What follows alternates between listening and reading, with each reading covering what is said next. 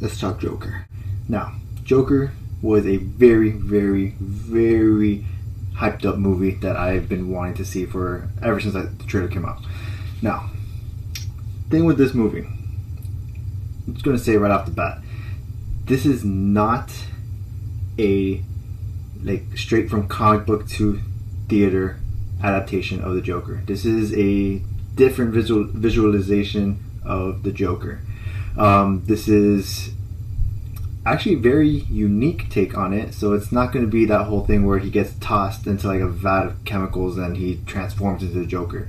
This is seeing a more human side and see how this person slowly becomes the Joker. Kind of like what you would expect with maybe the Heath Ledger performance, but this one is a complete origin story of seeing how all the messed up stuff that happened to Joaquin Phoenix's Joker slowly progressed into the maniac that we all just I guess adore, because we all like the Joker. Joker's probably one of the best and most iconic villains out there. Alright, so let's get into a little bit more detail about his performance. His performance in this film is, as I was just saying, incredible. I mean, it was literally just him carrying the whole movie, which was a really, really good thing, but it was a little bit of negative. I will get into that in just a minute.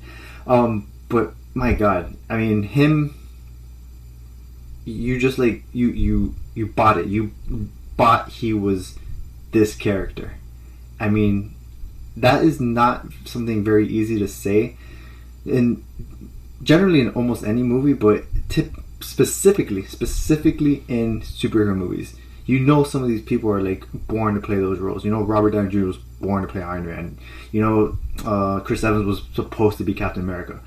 This one, Joaquin Phoenix is in that small group of people who was meant to play this role. He is that good. Alright, so without giving any spoilers on this part, the story of this movie is it's not like all over the place. It's very straight to the point. I mean, it's pretty much just how this man becomes a Joker and how his actions are like affecting not just his life and like the things that are like also that are happening to him, but it's also slowly turning things in Gotham. So it's like, it's not just the birth of like the Joker, it's also kind of like the birth of chaos in Gotham. It was a no, I don't want to say it was slow, but it was a very good progression of the story. So you start off kind of just like almost the same way as the character, just like confused, he's down on his luck, and he keeps getting like all the worst things happening to him, but he's still stable. He's still in a stable state of mind, just kind of like the way the city of Gotham is. Gotham is still somewhat stable, but then slowly you start seeing him turn into this horrible person because all these horrible things keep happening to him. Same thing what's going on with Gotham. There's a lot of horrible things slowly happening there due to certain actions. You see the progression of both, and it's such a good way to tell. It's not just the origin of Joker, but like kind of the origin of like how Gotham came to be. Like, because you know in the comics you see Gotham turn and there's like always this like dirty, always like broken down, it looks like it's just run by criminals.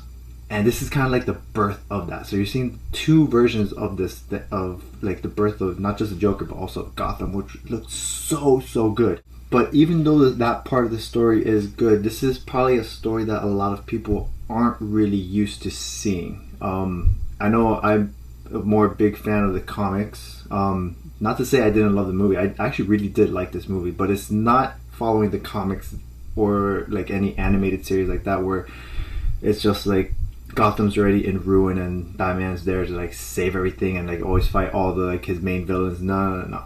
this is a completely different story. So if you're going to see this movie thinking it's anything like that, it's not. This is a completely different story. It's almost like they're making a new origin story for the Joker. But I had no problem with it. I don't think anyone should really be comparing it that way, because we have so many different adaptations of superhero movies. If we just see something straight from a comic book or from an animated series being projected there, I mean, yeah, it would be cool, but I mean, you're kind of losing a little bit of that, like, wonder.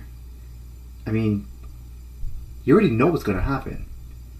I mean, yes, it's cool. It's cool to see it on the big screen in live action, but I mean, sometimes you want to see maybe something a little bit different. But I would understand not to change it completely. So this one, the story, I could see why maybe some people might not like it, because it's going on a little bit more of a different path than what we might be used to. But you got to be willing to give it a chance, because again, Joaquin Phoenix's performance is that good.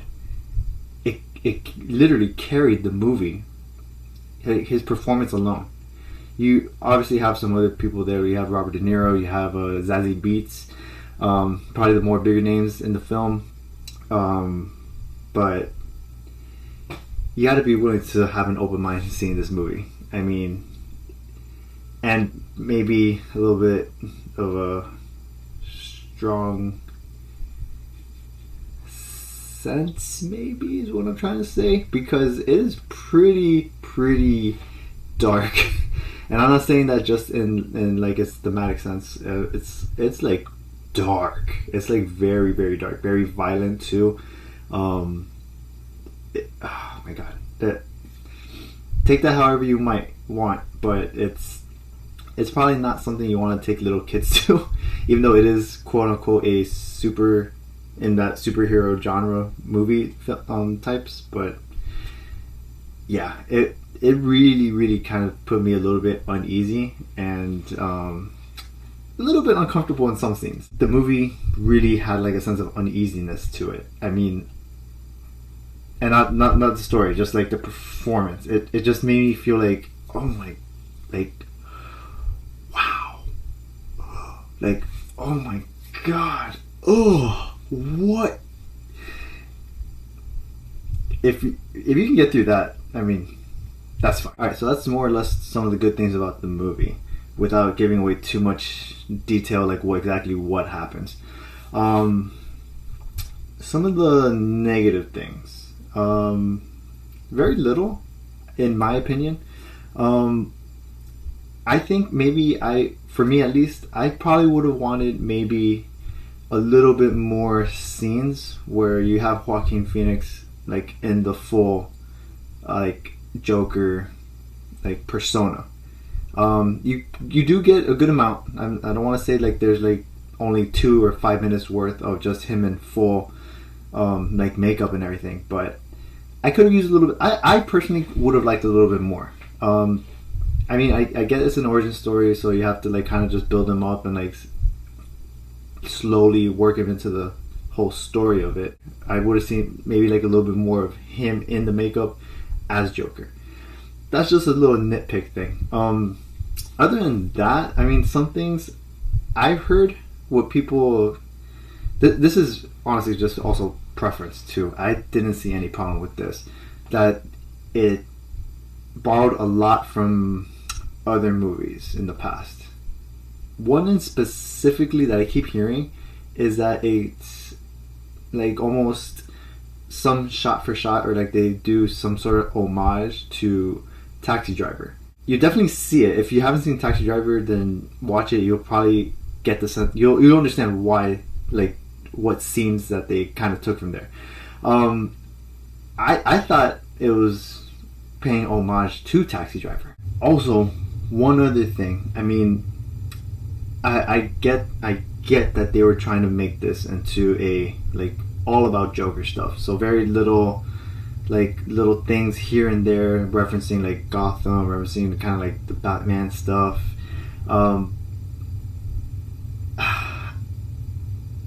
your title's called the Joker.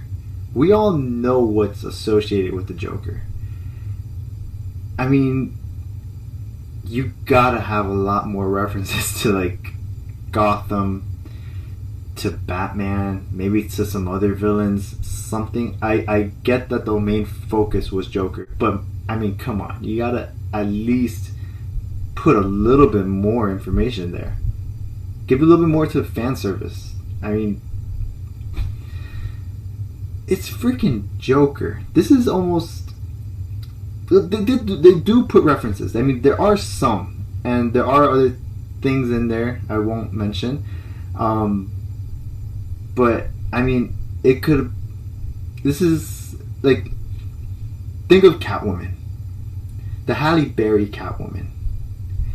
The title's called Catwoman.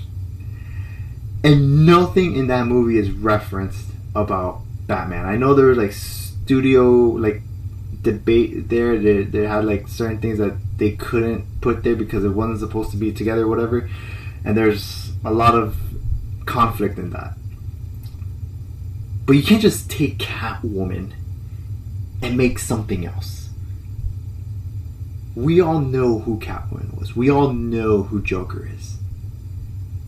You gotta have a little bit more like balance there. Just a little bit. I mean, maybe they'll do something hopefully in the future, and they'll include Joaquin Phoenix's Joker maybe in the upcoming Suicide Squad, maybe just for like a minute in this, like referencing like, oh, okay, so he is part of this universe, and not just his own thing. Or have him appear in like in the Batman movie coming out with Robert Pattinson. Something. We need maybe a little bit more. Alright, so with all that being said, I am still currently trying to figure out a rating system for all these reviews I'm trying to do. So I am just going to stick for right now with a number basis. I was thinking 1 through 10, but then I thought that is a lot of numbers, and then how exactly do they work? So I started just looking at certain things. I was thinking either letter grades. I mean, a lot of people do letter grades. Everyone does numbers. I promise I will figure out a grading system for this because I want it to be somewhat fun. But for this one, I'm just going to go with numbers. Not 1 through 10, I'm going through 1 through 5. 1 being the lowest, 5 being the highest. I thought this was at least a definite 4 out of 5. It is a very, very good movie. This is such a great way to start off October. And we have some other very highly anticipated movies coming up. I will be reviewing those. I will be putting out more videos. And yeah, if you haven't seen this movie, definitely go check it out. It is definitely worth watching. If not for the story, which maybe some people have, again, issues with, it's definitely worth watching Joaquin Phoenix's Joker. Joaquin Phoenix alone, I could watch him for hours as the Joker. He is that good. Alright, so I know this was probably a little bit longer, but thank you so much for watching. If anyone is watching, great. If not, that's still good. This is more for me, if anything. Not really. It's more for, well, for you guys, for anyone. I just want to start putting out reviews. I really can't tell. I really do like movies. I love movies. I have a very, very unhealthy relationship with movies and TV shows. Anything that could be put onto a screen, pretty much. I love analyzing it. I love seeing how everything's kind of made. I love everything about it. So this is just my way of getting my opinion out there. Hopefully it goes somewhere. Hopefully anyone listens. And I'd love to hear what anyone else says. I do like to debate about certain movies because I have very, very strong opinions on certain ones. So again, with that being said, thank you, and hopefully I will have another review this week. I will have to look to see exactly what it is, because I know there's something coming out.